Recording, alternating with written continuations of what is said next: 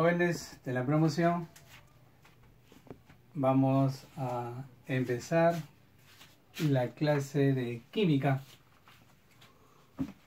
sobre materia. Materia y energía, ¿no? En este caso vamos a ver la parte de materia. Hemos dicho que la materia es todo aquello que existe en el universo. Se encuentra en constante movimiento y transformación. Tiene dos propiedades que lo identifican: la masa y el volumen. ¿Ya? La masa y el volumen.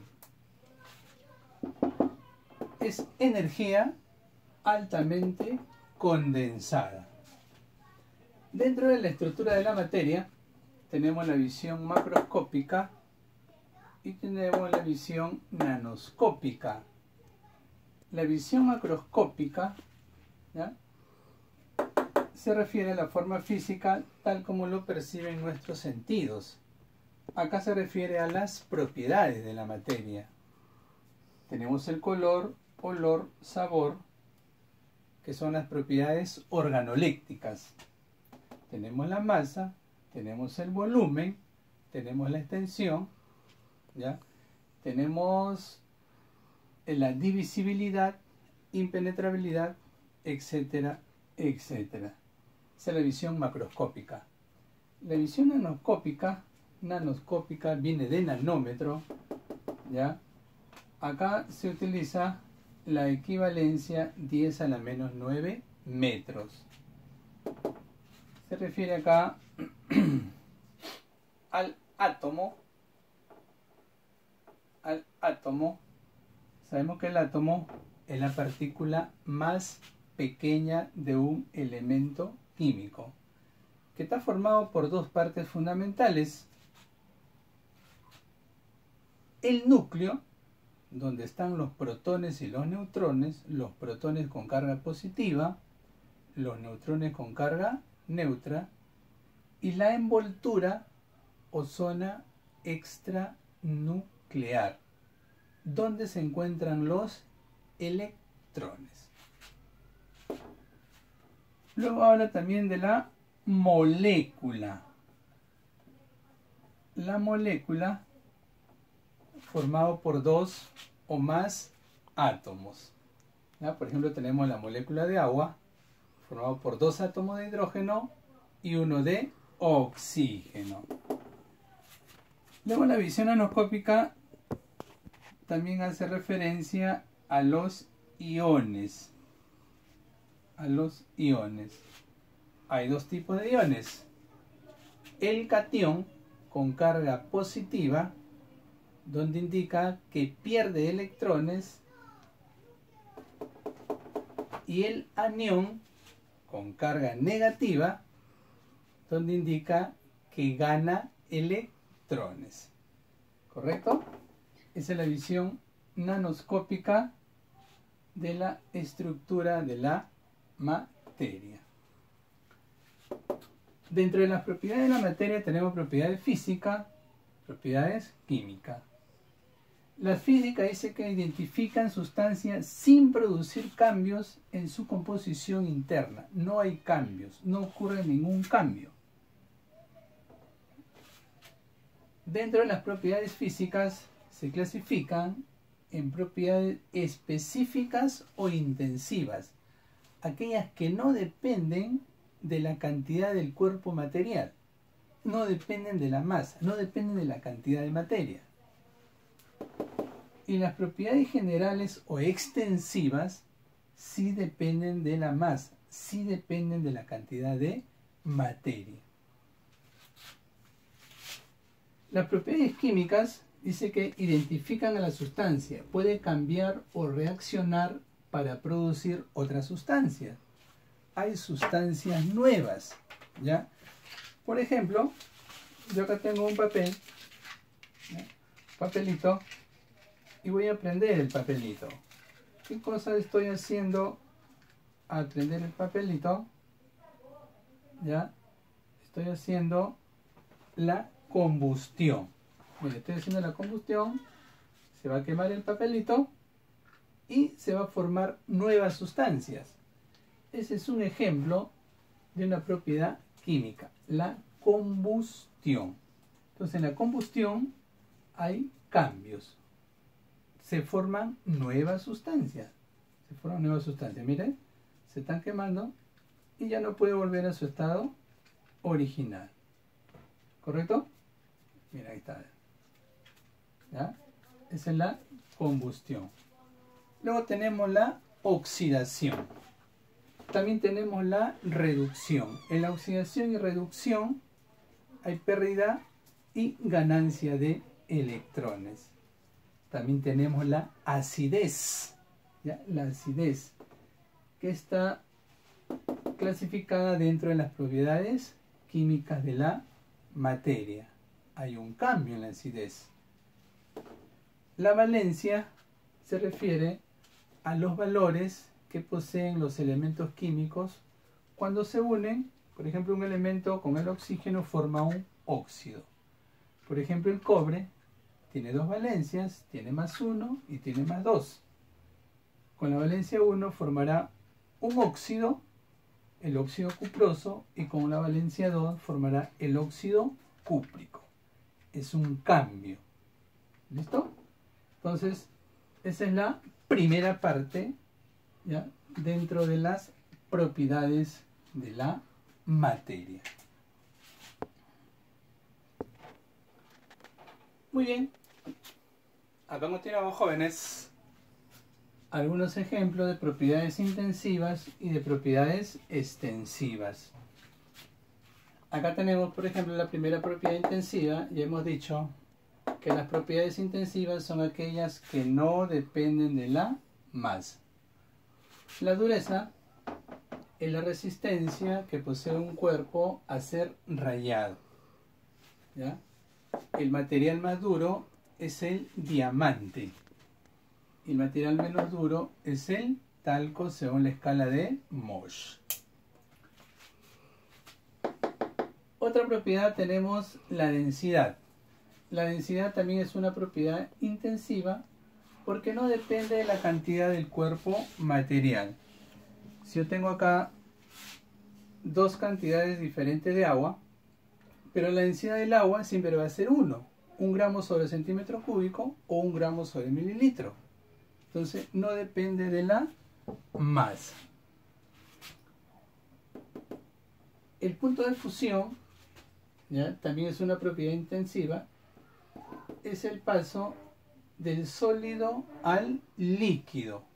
Es el punto de fusión. El punto de ebullición, ¿ya?, es el paso del líquido a gaseoso. También es una propiedad intensiva que no depende de la masa. La viscosidad es la resistencia que ofrecen algunos líquidos a caer, a fluir. Por ejemplo, tenemos tres líquidos. Tenemos el agua, tenemos el aceite y tenemos la miel. ¿Quién de los tres posee mayor viscosidad? La miel. ¿Por qué? Porque la miel, ya, se resiste a la caída. ¿Y quién será más fluido? Es el agua. Entonces, los líquidos que se resisten a la caída, ya, poseen mayor viscosidad. Ductibilidad se refiere a los metales que pueden llegar hasta hilos, ¿ya?, hasta hilos. Y maleabilidad también se refiere a los metales que pueden llegar hasta láminas.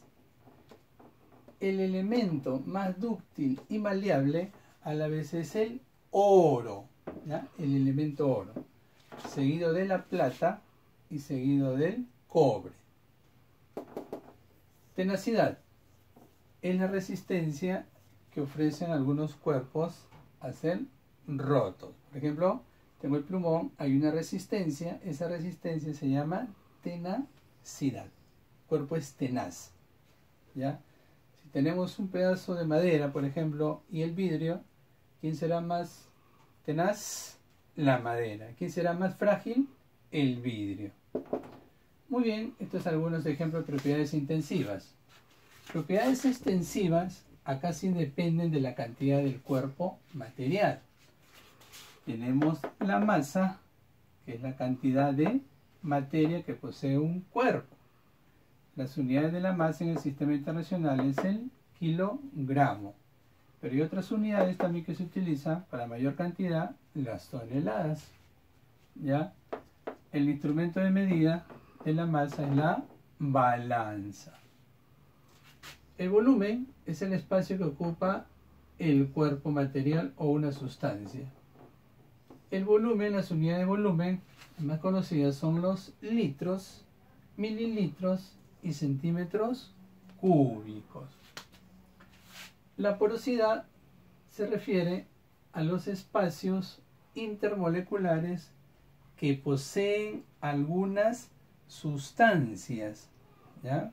Por ejemplo, tengo un vasito de agua y le voy a echar un pedacito, ¿ya? Un pedazo de esponjita. ¿Y qué va a hacer? Miren, si estamos observando, el agua está ocupando los espacios intermoleculares y la esponjita se va a hundir. Esa es la porosidad. La extensión, su nombre dice extensión, ocupa un espacio. Por ejemplo, la pizarra está ocupando una extensión. Una extensión. La capacidad calorífica es la cantidad de calor que permite, en 1 grado Celsius el cambio de temperatura de un cuerpo. También es una propiedad extensiva de la materia. ¿Ya? Entonces aquí hemos visto algunos ejemplos de propiedades intensivas y propiedades extensivas.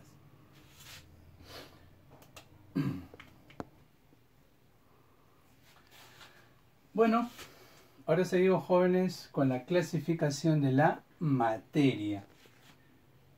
Dentro de la clasificación de la materia se divide en sustancias puras. Ya la división de sustancias puras. ¿Ya? Y también se divide en mezclas.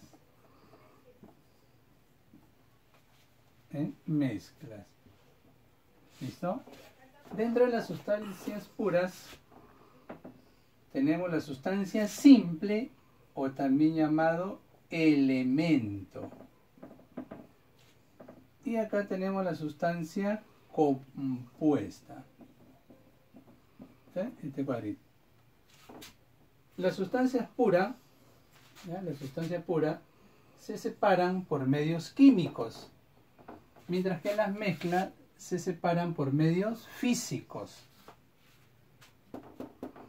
En las sustancias puras, la composición es definida, y en las mezclas, la composición es variable. ¿Ya? El elemento sustancia simple está formado por una sola clase de átomos. Forma moléculas. ¿Ya? Forma moléculas. Y también algunos elementos, ¿ya?, tienen la propiedad de alotropía. ¿Ya? Por ejemplo, el carbono tiene sus formas alotrópicas, el grafito y el diamante, que son los más conocidos. Pero también están los nanotubos, están los fullerenos, ¿ya? Y está el que está revolucionando la tecnología, que es el grafeno. Pero lo más conocido es el grafito y el diamante. ¿Listo? Dentro de ejemplos de elementos o sustancias simples tenemos al aluminio, tenemos al oxígeno 2, tenemos al ozono, tenemos al fósforo 4, al azufre octorrómbico, etc. Una sustancia compuesta está formada por 2 o más átomos. Esta sustancia compuesta puede ser, por ejemplo, el azúcar, carbono 12, hidrógeno 22 o 11. Es una sustancia covalente compuesta por carbono, hidrógeno y oxígeno. Otra sustancia compuesta covalente tenemos la glucosa, C6, H12O6. Otra sustancia compuesta tenemos el ácido sulfúrico o también llamado el aceite de vitriolo, sustancia compuesta. Y así podemos mencionar más sustancias. También hay sustancias iónicas, porque esta es sustancia covalente. Tenemos la conocida, que está formado por iones sodio y el cloro, el cloruro de sodio. Entre las mezclas tenemos la mezcla homogénea